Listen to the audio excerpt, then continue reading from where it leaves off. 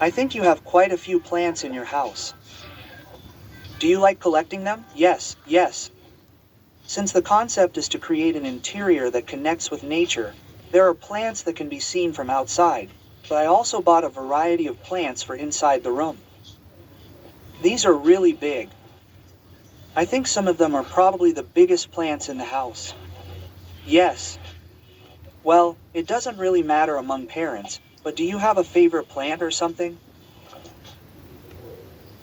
My favorites are all the larger ones that have memories attached to them, but this one is called kookaburra.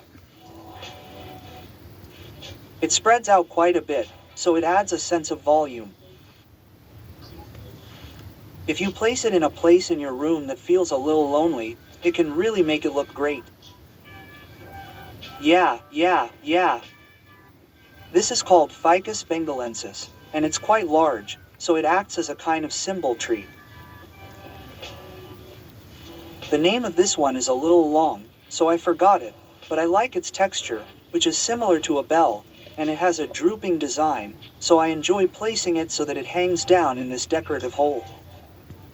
Yeah.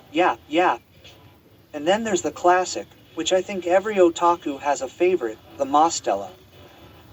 I also like this one because its shape is really cute. Yeah, what are your criteria for buying plants?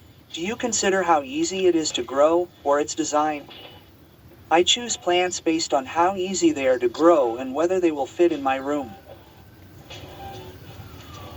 I really like Everfresh, but if they get a little dry, the leaves tend to fall off, making them difficult to care for.